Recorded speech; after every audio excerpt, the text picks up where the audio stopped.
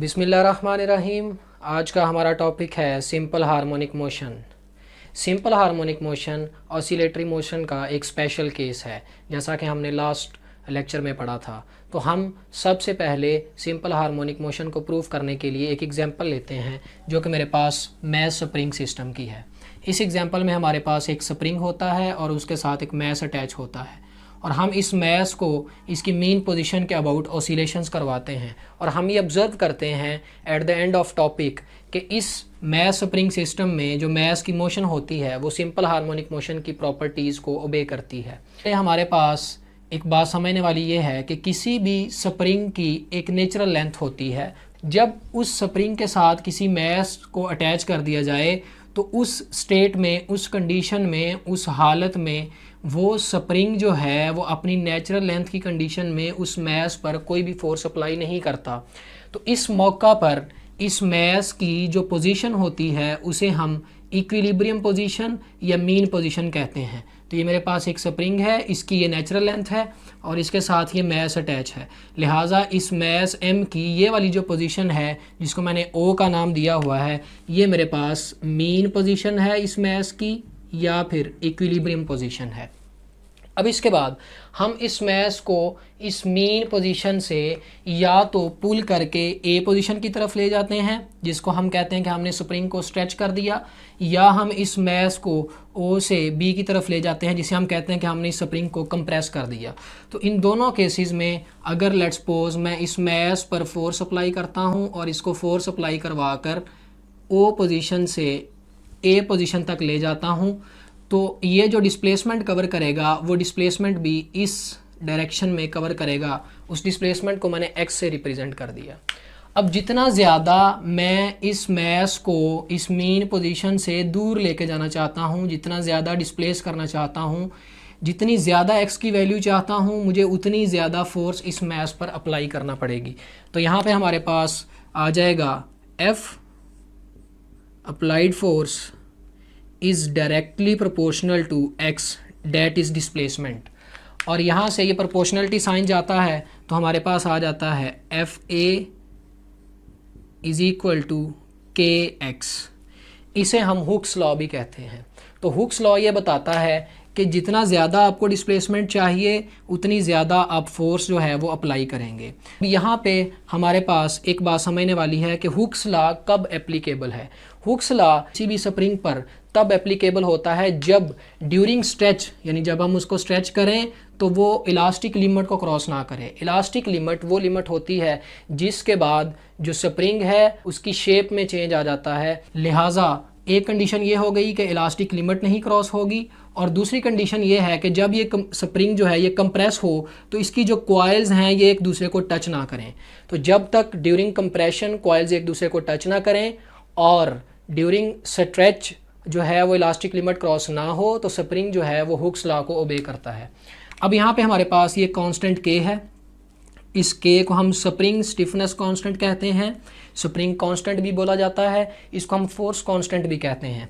Stiffness का मतलब होता है हार्डनेस, यानी कि वो स्प्रिंग जो है वो कितना हार्ड होगा। हमने यहाँ पे स्टिफनेस और के और अप्लाइड फोर्स का आपस में रिलेशन देखना है। तो अगर मेरे पास किसी स्प्रिंग की स्टिफनेस ज़्यादा है, यानी वो हार्ड ज़्यादा है, तो उसके लिए के की वैल्यू ज़्यादा होगी।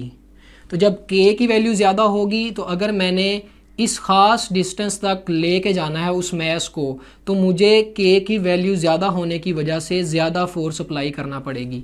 तो यहाँ पे मेरे पास जो अप्लाइड फोर्स है वो बढ़ जाएगी। तो इस बात को समझाने के लिए मैंने एक एग्जांपल ली है। मेरे पास दो स्प्रिंग हैं, एक स्प्रिंग है S1, एक स्प्रिंग है S2, और मैंने सपोज कर लिया कि S1 के लिए जो स्प्रिंग स्टिफनेस कांस्टेंट है वो K1 है और स्प्रिंग S2 के लिए K2 है। और K1 यानी स्प्रिंग S1 ज़्यादा स्टिफर है, ज़्यादा हार्डर है S2 की निस्बत, लिहाजा K1 is greater than K2। तो लेट्स सपोज मैं कहता हूँ कि ये मेरे पास S2 है और मैं एक S1 स्प्रिंग लेके आता हूँ इसी पोजीशन पर। अब दोनों केसेस में मैं डिस्प्लेसमेंट इतना ही कवर करवाना चाहता हूँ। अब डिस्प्लेसमेंट दोनों में सेम है, लेकिन के की वैल्यू दोनों में डिफरेंट है, तो जिसमें के की वैल्यू ज़्यादा होगी उसमें ज़्यादा फोर्स अप्लाई करना पड़ेगी। हमारे पास S1 स्प्रिंग ज़्यादा हार्ड है तो हमें इतना डिस्प्लेसमेंट कवर करवाने के लिए ज़्यादा के होने की वजह से ज़्यादा फोर्स अप्लाई करना पड़ेगी, और इधर कंपैरेटिवली क्या होगा, उतना ही डिस्प्लेसमेंट कवर करवाने के लिए कम के होने की वजह से हमें F1 की निस्बत कम फोर्स अप्लाई करना पड़ेगी। तो यहाँ से हमारे पास रिज़ल्ट आ जाएगा F1 is greater than F2। उसकी वजह ये कि ये K1 की वैल्यू ज़्यादा है और इधर K2 की वैल्यू जो है वो कम है। अब जिस वक्त हम इस मैस को यहाँ से पकड़ कर इधर ले जाते हैं, पुल करके एक्सट्रीम पोजीशन A पर ले जाते हैं, तो इसी दौरान इस स्प्रिंग की एक प्रॉपर्टी होती है इलास्टिसिटी, जिसकी वजह से ये रिस्टोरिंग फोर्स प्रोड्यूस करता है, और वो रिस्टोरिंग फोर्स इस फोर्स की अपोजिट डायरेक्शन में प्रोड्यूस होती है, या आप ये कह लें कि वो रिस्टोरिंग फोर्स इस डिस्प्लेसमेंट की अपोजिट डायरेक्शन में प्रोड्यूस होती है। तो जब हम मैस को यहाँ पे जाके रिलीज़ करते हैं तो एक फोर्स अपोजिट लगती है अप्लाइड फोर्स के, इस फोर्स को हम रिस्टोरिंग फोर्स कहते हैं। ये रिस्टोरिंग फोर्स जो है ये इस मैस को मीन पोजीशन की तरफ वापस खींच लेती है, और उसके बाद क्या होता है जी, ये मैंने लिखी है line, A force opposite to F A, इस अप्लाइड फोर्स के ऑपोजिट एक फोर्स प्रोड्यूस होती है जिसे हम रिस्टोरिंग फोर्स कहते हैं। उसकी वैल्यू उतनी ही होती है जितनी हमने फोर्स अप्लाई की हुई है। तो ये हमारे पास अप्लाइड फोर्स है, इसको मैं कहता हूँ इक्वेशन 1। तो यहाँ से मेरे पास रिस्टोरिंग फोर्स आ जाएगी F R is equal to minus of K X. तो यहाँ पे के हमारे पास कांस्टेंट है, ये हमारे पास डिस्प्लेसमेंट है, और ये हमारे पास फोर्स है। फोर्स भी एक वेक्टर है, डिस्प्लेसमेंट भी एक वेक्टर है, और ये माइनस साइन ये बता रहा है कि रिस्टोरिंग फोर्स और एक्स दोनों की डायरेक्शन जो है वो ऑपोजिट है। तो आप यहाँ से ये देख सकते हैं कि रिस्टोरिंग फोर्स जो है वो डिस्प्लेसमेंट की ऑपोजिट डायरेक्शन में है। अब जब मैस ए से ओ पर आता है, किस वजह से, रिस्टोरिंग फोर्स की वजह से, जो हमने लास्ट लेक्चर में पढ़ा था कि एक्सट्रीम से मीन पोजीशन तक पार्टिकल जब भी जाता है वो रिस्टोरिंग फोर्स की वजह से जाता है। और अब यहाँ से O से B तक पार्टिकल ने जाना है, तो O से B तक पार्टिकल जाएगा अपने इनर्शिया की वजह से। जिस दौरान पार्टिकल इधर से इधर आएगा तो ये स्प्रिंग जो है ये कंप्रेस हो जाएगा। जब स्प्रिंग कंप्रेस हो जाएगा तो दोबारा से रिस्टोरिंग फोर्स प्रोड्यूस होगी। अब डिस्प्लेसमेंट हमारे पास इस डायरेक्शन में है, यानी मैस इधर को जा रहा है, और इस डिस्प्लेसमेंट के ऑपोजिट जो है वो इस डायरेक्शन में रिस्टोरिंग फोर्स आ जाएगी। यानी रिस्टोरिंग फोर्स हमेशा डिस्प्लेसमेंट के ऑपोजिट डायरेक्शन में रहती है, और आपने ये देखा होगा कि रिस्टोरिंग फोर्स की डायरेक्शन जो है वो हमेशा मीन पोजीशन की तरफ होती है।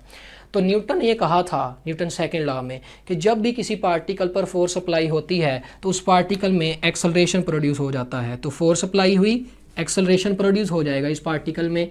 तो ये किसने कहा था, ये न्यूटन ने अपने सेकंड लॉ में कहा था, F is equal to ma में। तो मैं इस इक्वेशन यानी इस फोर्स को इसके इक्वल रख सकता हूँ, क्योंकि यही रिस्टोरिंग फोर्स है जो उस मैस पर अप्लाई हुई है, और इसी ने एक्सेलरेशन प्रोड्यूस करवाना है उसमें। तो यहाँ पे मेरे पास आ जाएगा F R is equal to ma, मैं ये लिख सकता हूँ। यहाँ से मैं एफ आर की जगह पुट कर दूंगा minus K X is equal to M A. यहाँ से एक्सेलरेशन को अलहदा कर लिया और बाकी चीज़ों को एक साइड पे कर दिया, तो ये मेरे पास आ जाएगा acceleration is equal to minus K over M, और यहाँ पे एक्स आ जाएगा। मैस हमारे पास ये कांस्टेंट है जो कि चेंज नहीं होगा ड्यूरिंग मोशन। उसके बाद के हमारे पास स्प्रिंग स्टिफनेस कांस्टेंट है, जो हर स्प्रिंग के लिए कांस्टेंट होता है, उसकी खास वैल्यू होती है। तो के ओवर एम हमारे पास ये पूरा फैक्टर कांस्टेंट हो जाएगा। तो इसी रिलेशन को मैं लिखूंगा ए इज इक्वल टू माइनस, और यहाँ पे ये पूरा फैक्टर कांस्टेंट है ये के ओवर एम वाला, और साथ में यहाँ पे एक्स आ जाएगा। हमारे पास फाइनल रिलेशन आएगा, ये कांस्टेंट और ये इक्वल मिलकर प्रोपोर्शनलिटी साइन बना देंगे। तो मैं लिखूंगा A is directly proportional to minus X. यहाँ पे देखें ज़रा, हमने अभी तक डिस्प्लेसमेंट और रिस्टोरिंग फोर्स की बात की थी कि जो रिस्टोरिंग फोर्स है वो डिस्प्लेसमेंट की अपोजिट डायरेक्शन में होती है। रिस्टोरिंग फोर्स ने ही एक्सेलरेशन प्रोड्यूस करवाना है, लिहाजा जिस डायरेक्शन में रिस्टोरिंग फोर्स होगी उसी डायरेक्शन में एक्सेलरेशन होगा।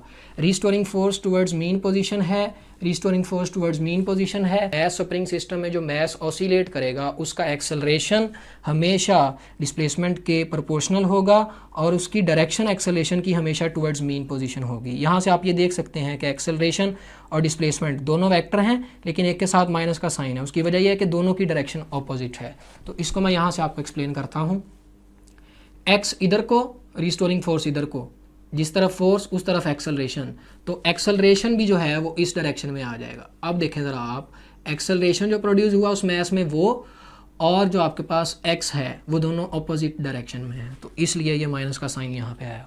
इसकी स्टेटमेंट मैंने लिखी है, acceleration of object executing simple harmonic motion, के ऐसा जो ऑब्जेक्ट जो सिंपल हार्मोनिक मोशन कर रहा हो उसका जो एक्सेलरेशन है वो प्रोपोर्शनल होता है डिस्प्लेसमेंट के, और उसकी एक्सेलरेशन की डायरेक्शन हमेशा टुवर्ड्स मीन पोजीशन होती है।